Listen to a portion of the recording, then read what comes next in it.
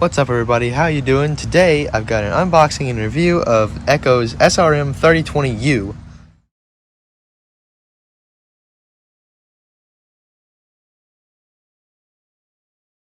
So in this video we'll have an unboxing and quick little assembly of the 3020U. So I got this 3020U from SLE Equipment up in Nashville, Tennessee. I could not find it anywhere locally, and everywhere said they would have to order it and it would take a few months. But SLE, I got it online. Very quick shipping, very easy to buy, and it got it to me in 2 days. I live pretty close to Nashville, but you know. So let's go ahead and open it up.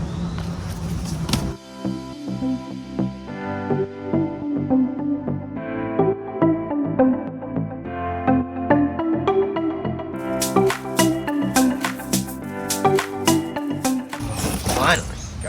Everything was wrapped nicely in the box except this mounting hardware for the U handle and the brush cutter attachment hardware. Brush guard for the blade. And an included harness with a pad.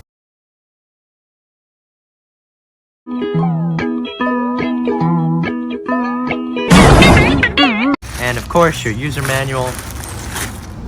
And a spark plug wrench. Hey, with the Torx, that's nice. So some quick specs on this trimmer. This is a 3020U from Echo, and it's a 30.5cc engine powering a speed feed 450 head with a brush guard. The handle has an on-off switch on it, and as well as the throttle and throttle safety. So for the U handle, you have two blocks. The bottom block looks like this, and it'll slot into here like that. The top block slots in with these lockers.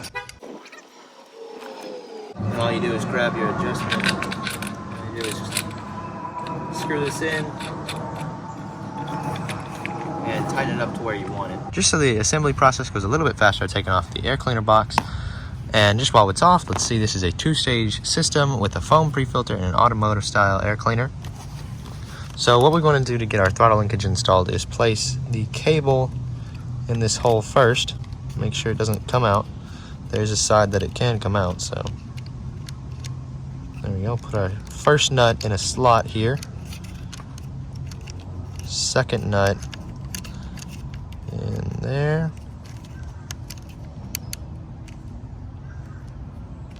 And you can also adjust this assembly by, obviously this throttle cable right here is too long, so we need to adjust it, and you can just adjust it back and forth by playing with the linkage of these two nuts. So all we have to do now is tighten this down with a 10mm and we can move on. Now that we have everything back on, we can check and make sure that our throttle assembly works, and it does. So now we can move on to the electrical wiring. So these two wires are exactly the same. There's no physical difference about them, and same for these. And the manual doesn't specify anything. So what I'm assuming is you literally just plug them in. And if I'm wrong, it won't start, and all you do is swap them around. So with the wiring, all you have to do is just plug the two cables into whichever one you like, and then just put the wrap around it. In the package, Echo also gives you these little clamps that you put on the cable and then put on the trimmer like so. So it doesn't flap around a bunch. There we go.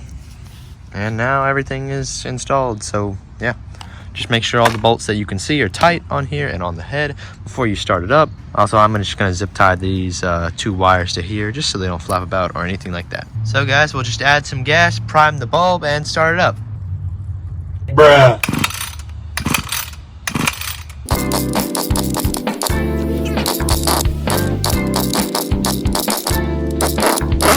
We've got to adjust the idle. We'll just let it warm up and then we can start using it.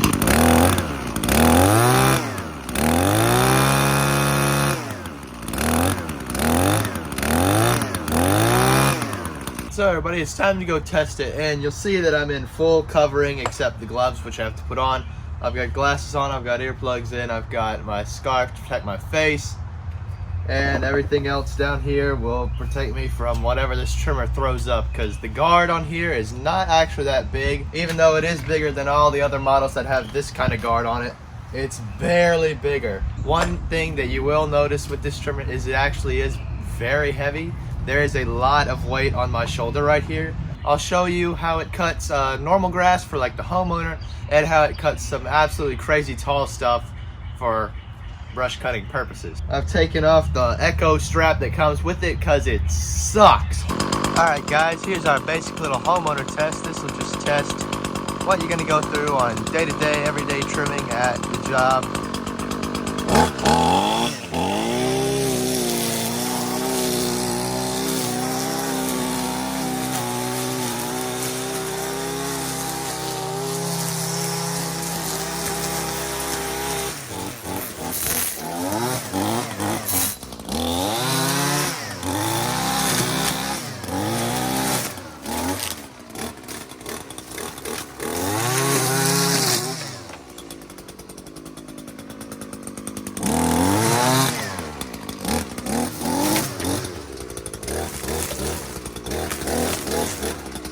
That did extremely well.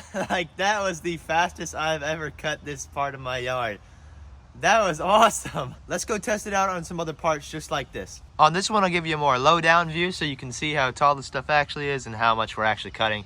It obviously doesn't really come through on camera, but you know.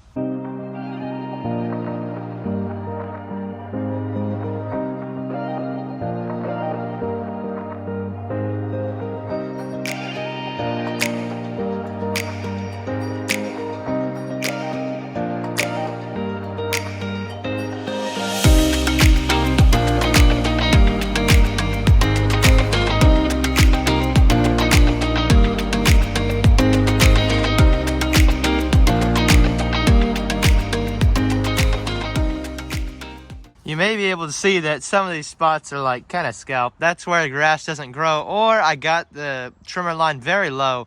These are all weeds. There's no thick Bermuda or anything here to stop the head from actually just touching the ground. Like Bermuda would be up here, so it would cut at the normal height of the grass. This test is a little bit more up there because the grass is a bit thicker.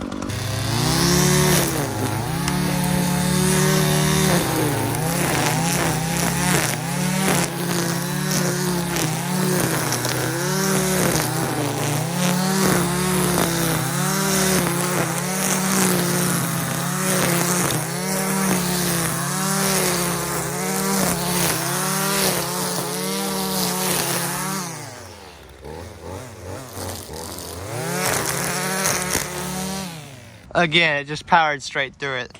Over there you see a bunch of dirt. It did get hung up on that a little bit, but that is, you know, that's just mud basically. This is our more medium duty test. These are very thick patches of grass.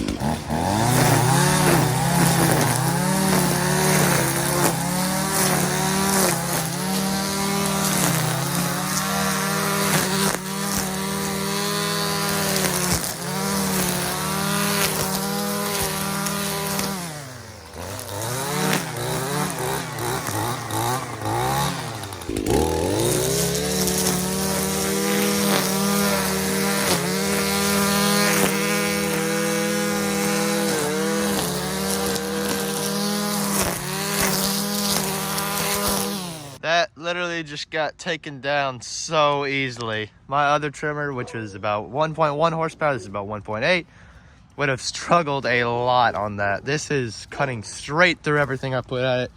No bogging, no whatever. Guys, this is one of our extremely thick tests. This grass is insane. This is a mixture of like a ton of Bermuda and just a bunch of weeds. This stuff is crazy. So we're gonna start all the way from the end. See how long it takes. I'm probably gonna time lapse this.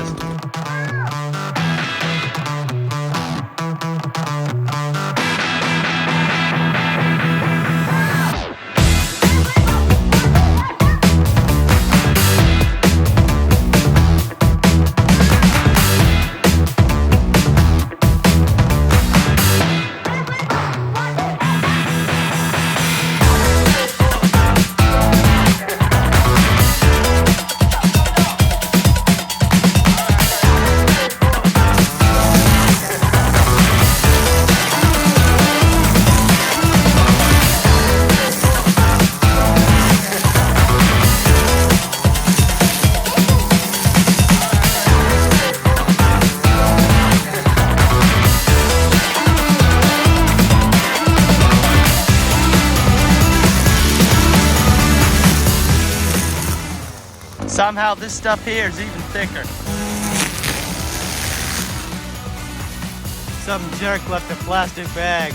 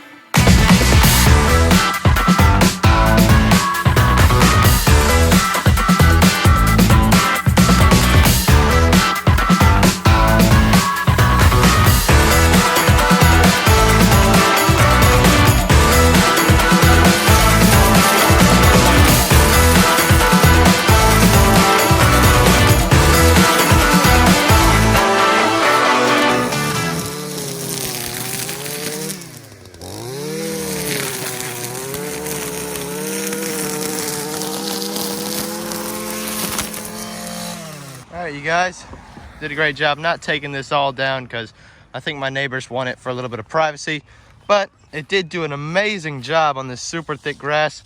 As you can see, there's a ton of leaves in there as well. So I'll just clean this up for the neighbors, just for fun, to make it look good. It's an interest to our neighborhood, so why not?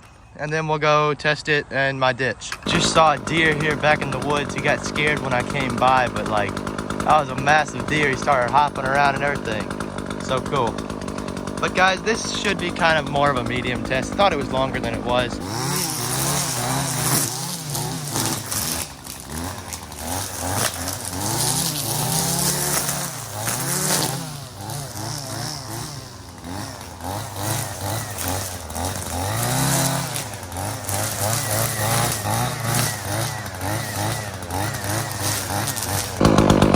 Alright, you guys, we got one final test here.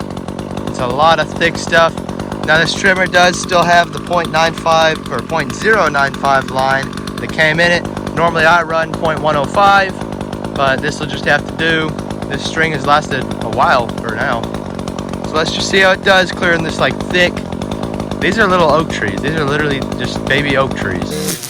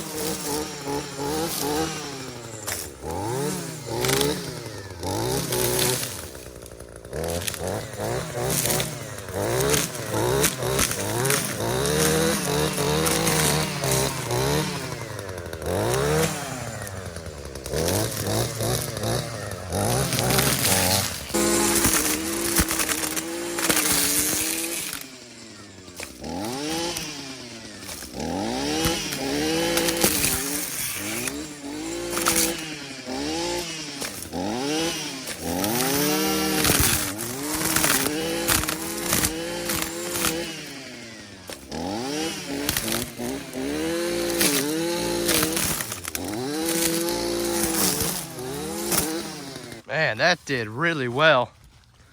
It cut down that massive thing right there. That was pretty crazy.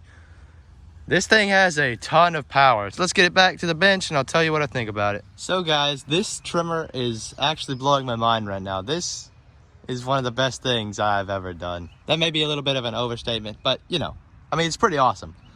So I had to get used to the handles a tiny bit coming from my other trimmer, and I'm used to them now. I can comfortably operate on this machine. 30cc for a trimmer is more than enough to tackle basically anything that I can think of besides like a brick wall. These grips are very grippy. It's some kind of very sticky rubber, which I assume the more sticky the rubber, normally they deteriorate a lot faster and then they get all disgusting. But for now, they're actually really good. They're really grippy. This is a 450 head, which will take a ton of line. This is 0.95. You could probably get about 20 plus feet of .095 line in there. The same goes for .105. I have put my Equipment Defender mounting things on here, and they install just like any other trimmer. It's not a massive shaft or anything, so there should be no problem getting these things on here for y'all. The handle itself rotates in, so if I undo this, I can rotate this from being like this to being like this, straight with the trimmer, so I can travel with it, and when I put it on my rack, this won't hang out into the street. Everything about the engine seems to be perfect. It runs perfect. It has plenty of power. After all that usage, I thought we'd at least be down to half a tank, but no, we're still right about at 3/4 of a tank. So this thing does not use as much gas as you think it does. Some upgrades that I will be doing to this trimmer is replacing the spark plug with an E3, because I found that E3 provide the most power. And I also will be drilling out a little bit of the catalytic converter in there. I don't know if it is a catalytic converter, but that's what it says in the manual. So I'll drill through that just one time with a 5/16 inch drill bit. And then I'll also take out the spark arrestor screen and drill through the muffler port. So guys, there's nothing really else that I have to say about this trimmer other than it's amazing. And you can't find them in stock a lot of the places now, because I assume because they're so great, or because of somebody. That's all I have to say today, guys. Thank you for watching. Don't forget to comment, like, and subscribe. See you guys later. Bye.